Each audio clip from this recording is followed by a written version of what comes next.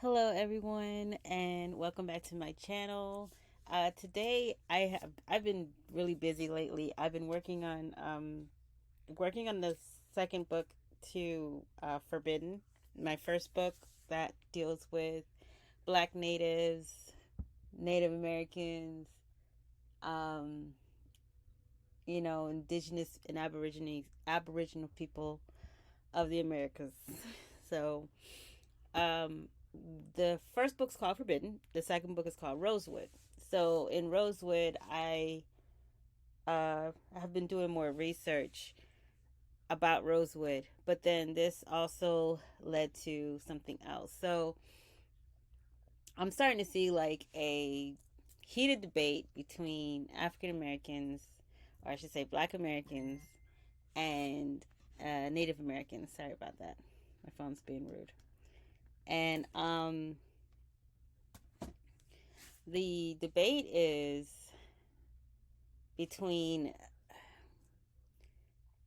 if Black Americans are Aborigines. And my personal belief is that, one, we all come from one woman in Africa, right? We all come from Africa. That is my personal belief. Um, and I believe that because of science, what science has proven. Because science tells no lies, it could care less. The science is there, right? So science has said that, and they have proof that uh, all humanity came from this one black woman in Africa. Even in China, when they did their scientific research, they thought that they would have their own thing coming from, and they found out that they too came from Africa. They could trace their root, and they don't even have to go that far back to trace their roots back to Africa. So, and when you look at there's a tribe called Khoisan. I can't say that. Please forgive me. I didn't say. I know I didn't say that right. Khoisan. They look. I should say. The Asian look comes from them. You can see it. It's as clear as day. So it's very fascinating. I think DNA is amazing. I love science. I love all that stuff. So I came to just with just an open mind, completely open mind. Everybody's basing this off of this book called it's a really long title, but I call it Ancient America for short. But this is the whole title up here. And it was written in 1843 and it was released in April 7th, 2013. The author is George Jones. And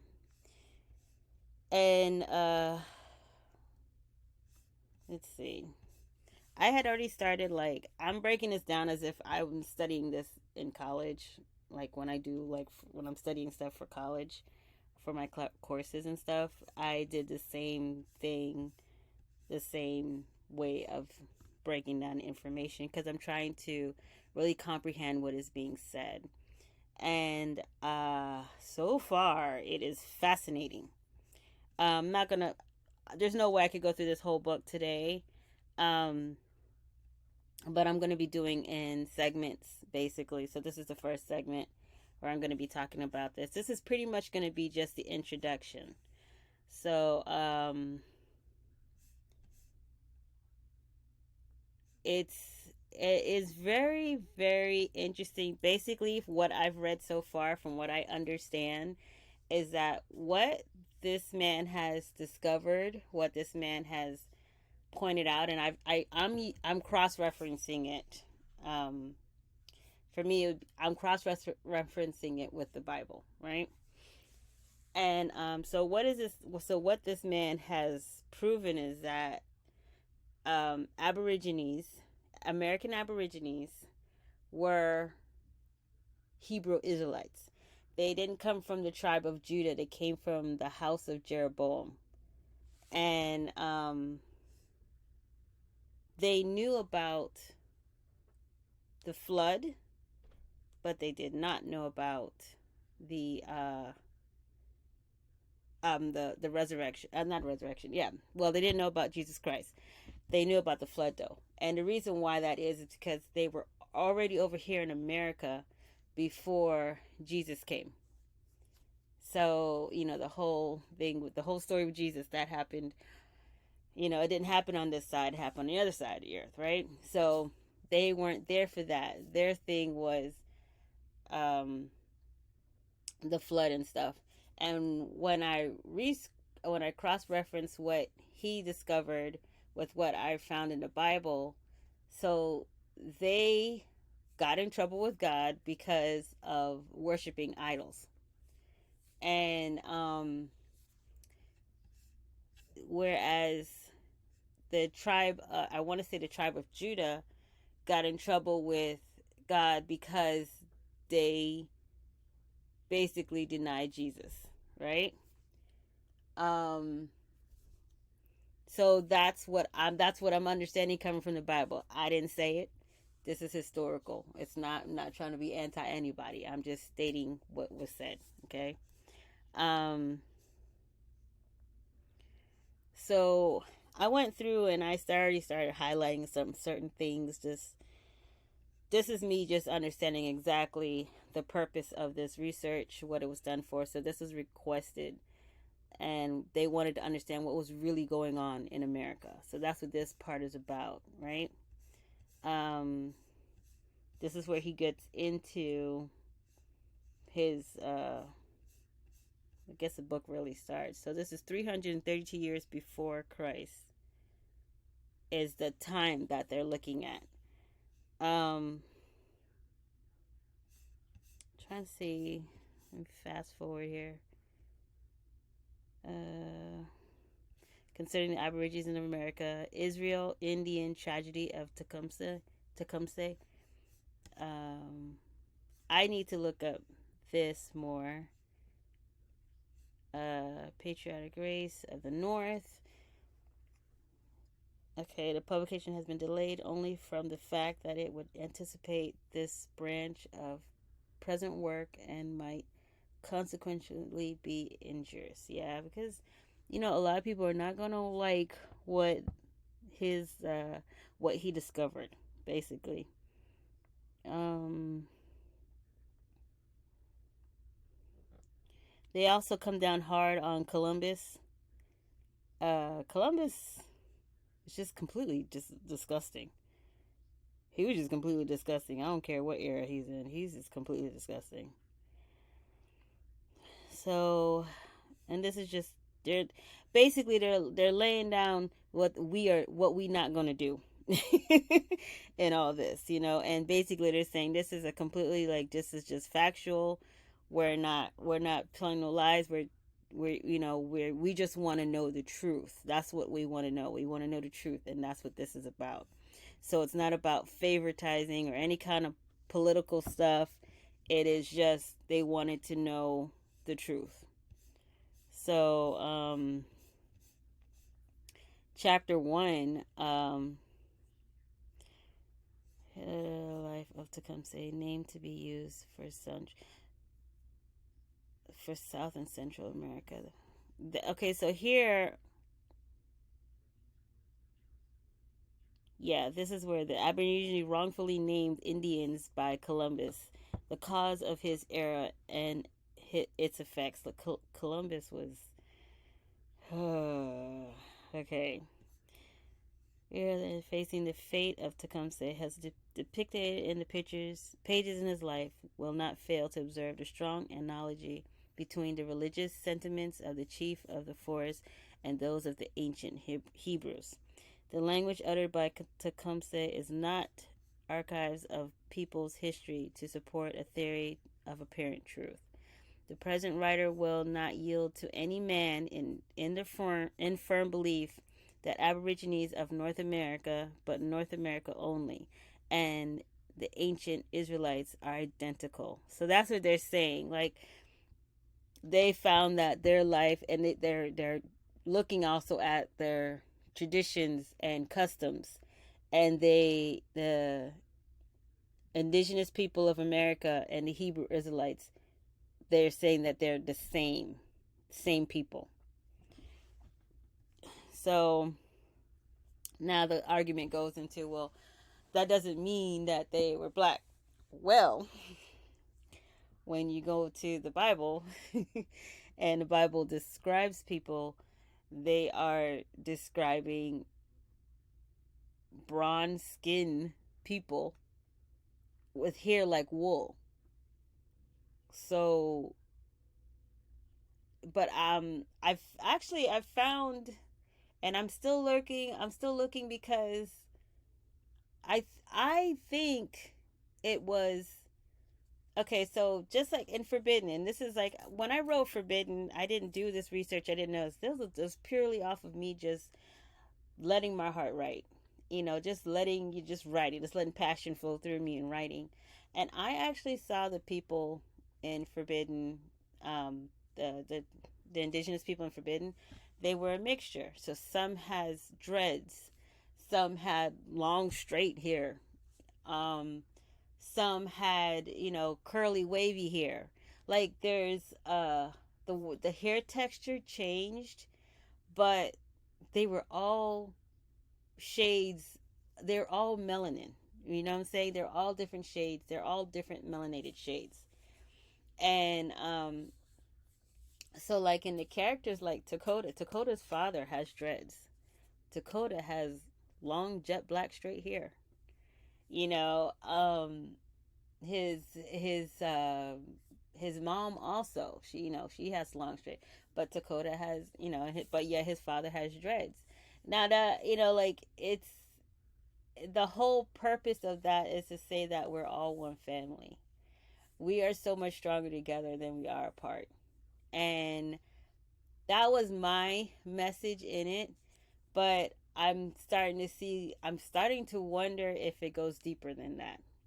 And I have some other stuff there's other ancient, oh gosh, they were like, I wouldn't say newspaper clippings but they were factual stories, incidents that happened way back when, 1800s. And there's a story of this young girl who's running from slave captures.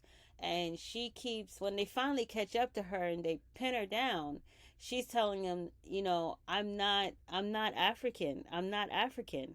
And they wouldn't believe her. And she kept screaming, saying, I'm not African. I'm not African. And she said, look at my hair. Look at my hair. And it wasn't until that they looked, touched, and felt her hair or whatever that they realized she was indigenous and not African. And these are true accounts. So it just makes you wonder, like there's so much of our history, and then you got people like dumb DeSantis who knows exactly what he's doing. He's not an idiot. He knows exactly what he's doing. And so my whole purpose for writing books like Enduring, like Forbidden and Rosewood, is to keep our history alive, because if they continue making us where we don't know where we came from, we're screwed. We're screwed. We're already a hot mess. We're already lost because our history has been stolen, manipulated, twisted. We don't know, and then everybody, wants to act up in their feelers instead of just helping us get to the truth. So this book it's really good. If you want to read it for yourself, go ahead. It's free. It's online. It's free to anybody to read. But the other thing that they talk about in this chapter 1 is that the the Aborigines in North America, so what we consider North America, were different than the indigenous people in South and Central America. So in the ones in North America had basically their system and their structure was like the Hebrew Israelites, right? The way that they worshiped one God. For most parts, they worshiped one God. And that's a lot of the habits and traditions that were done. And I'll get into that in another video because it's too much to find now. But those were all like coming from when they were traveling through the desert with Moses. So, for example, that one that I can say that I remember clearly off the top of my head is a medicine bag.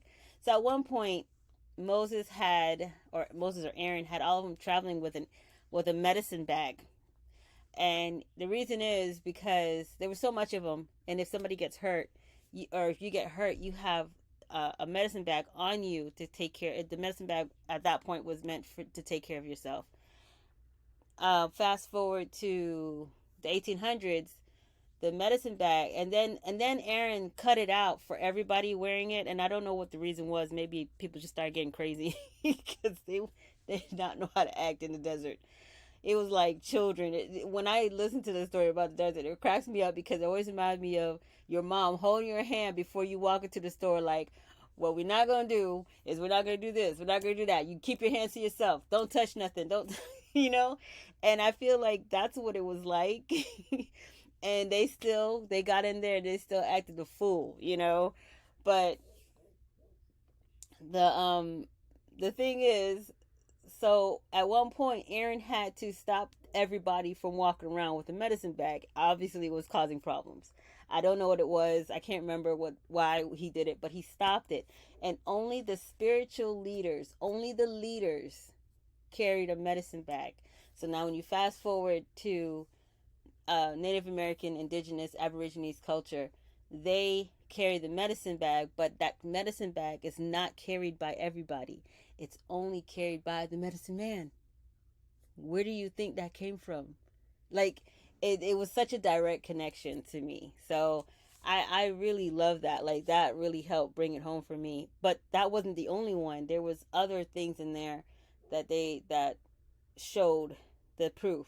So you can't, so nobody can say like, so this is why I say, like, I feel that it was, yes, everybody was dark skinned, but we, like, our hair textures varied, you know, even our complexion would vary.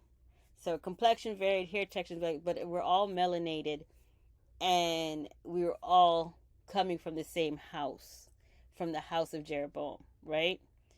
So that's what I'm starting to connect the dots with. And it's really fascinating, but I don't believe that there was a separation. I don't think they saw it that way. And then when you really study the Bible, you realize that they didn't separate each other by race.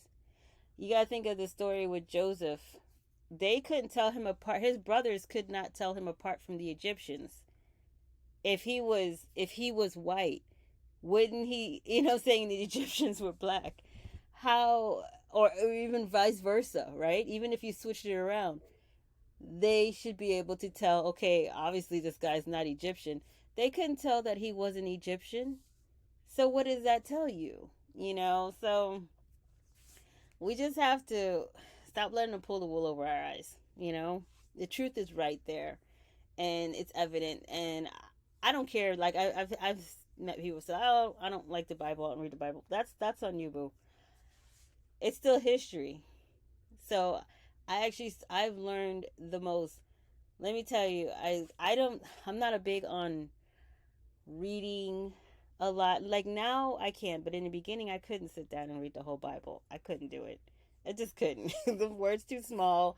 It's too much of old English. I don't even know what's being said. I didn't understand everything that's being said. It just seemed complicated, right? But for me, it was on audio. So I listen to the Bible Experience, and I play that every night as I'm sleeping. And that's actually how I learned the Bible. So I've been doing this. It's only been a few months, and it's been life changing for me. Life changing in a positive way, as in, I feel more whole. I don't even know how to describe this, but I feel more whole. I feel more at peace. I don't get as angry as I used to. If I get angry, it's never like an anger that I lose control of myself. So it's a beautiful thing. but it's also helping me to analyze this. So as I'm going through this, I'm going to try to do my best to share what I'm learning from here, because I'm pretty sure nobody wants to read all this wonderful stuff.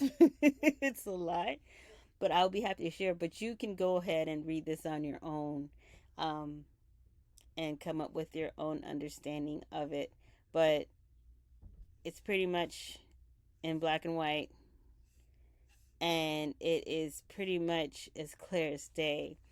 So what I was saying, like, so in the South and Central, their culture was different. They worshipped many gods.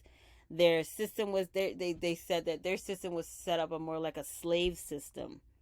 You know, there was the king, and then everybody else with the subjects, and goes down into slaves. Whereas in the Aborigines in North America, it was a more of a balanced system, as in they there was a leader, yes, but it wasn't like an egotistical thing, you know? And he wasn't like a king or anything like that. There was no kingship like that. It was basically, when it comes time to fight, you he was the one leading the fight, you know? So, and directing and everything. But on a regular day-to-day task, he's there. Yeah, he's cool, but there's nobody like washing his feet and bringing him food, and all that other stuff. So it's it was a much different system, and I mean pretty much like how it is today, in Native American tribes today. You can study today's Native American tribes, and you can do the research for yourself, and you're going to see the same connections. So, I kind of get upset when people say, "Oh, uh, Native people need to go back where they came from." It's a very ignorant statement, because we all came from the same place. It's just stop. We all came from the same place. So, and I hate that. I hate that. I hate seeing melanated people say that to other melanated people. We all came from the same place. Even the non-melanated ones. I don't know why they have such little melanin. I don't know what the story is behind that. But we all came from the same woman in Africa. So, if we're ever going to like really succeed, we need to stand together and stop separating ourselves. If you think about it, like, even in with the black people, with my people, like, in one family you had colorism. you know the dark skins are hating on the light skins are hating on the dark skins. There's always this drama. It's stupid. Came from the same family. It's so stupid. you know so that's what I'm looking into. I just started. I'm actually on the third chapter of Rosewood, and it's such a different energy. Not a different energy. It's a different energy when I write that book, because I feel like the characters feel so alive to me, and I love that now I can use AI to bring to life the characters like how I see them. So it's close. Sometimes it's not as close. It's not as perfect as I see them, but it's close enough. It's close enough. So I love doing this, and I'm learning a lot.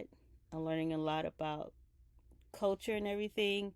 And if anybody's interested, I'm happy to share. If you have any questions, please comment below. I'll do my best to answer them. Another thing that I'm kind of researching, and this has to do with Rosewood. So in Rosewood, when I think it was the third, people don't realize this massacre lasted for 7 days. It was January 1st through the 7th. By January, I want to say the 3rd or the 4th, that's when the KKK comes in, and like, and I have eyewitnesses accounts of saying 1,000, but people exaggerate.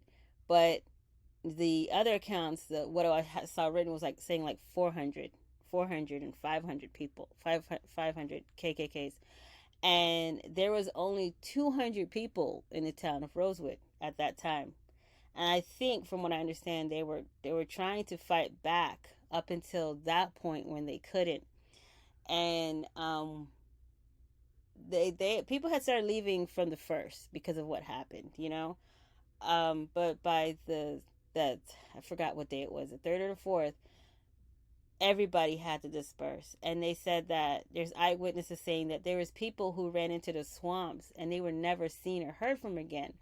And then there was people who hid into the swamps and they hid there until they thought it was safe to come out, and they would come out and get shot.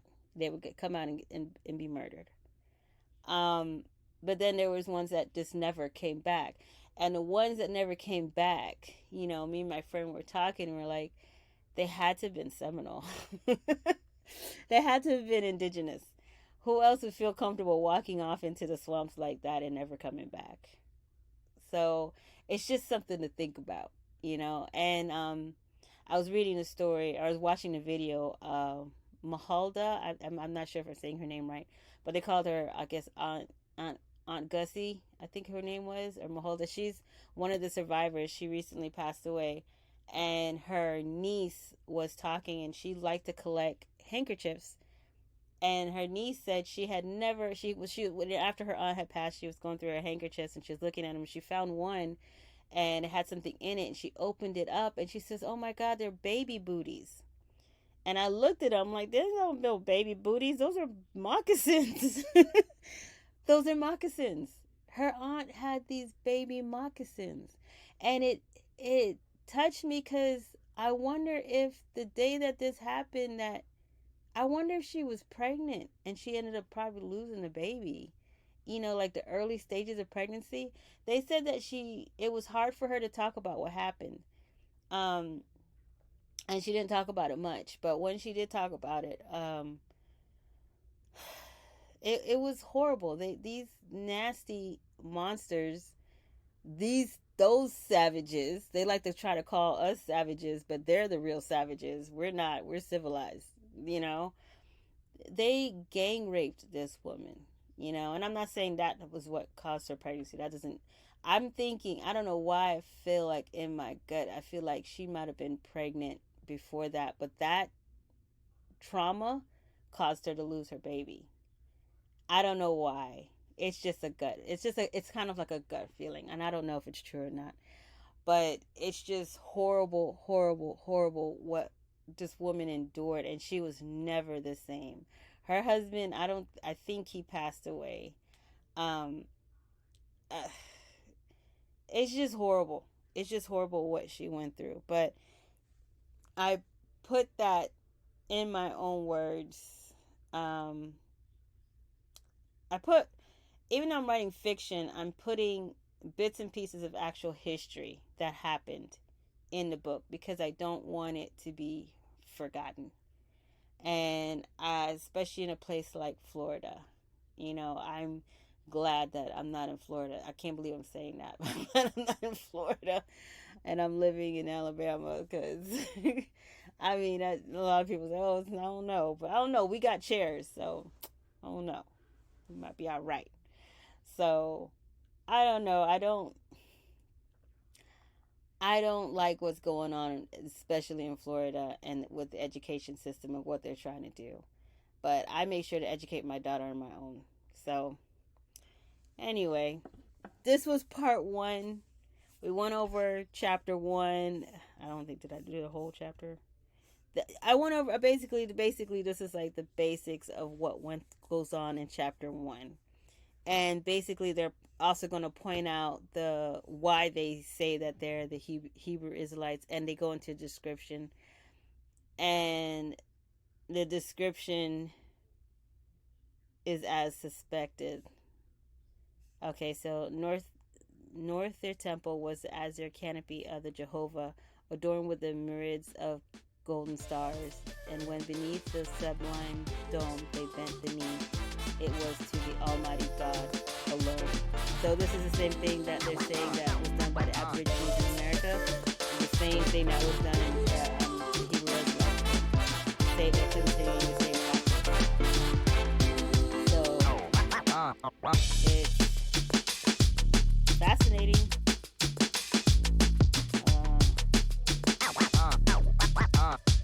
50 million. 50 million.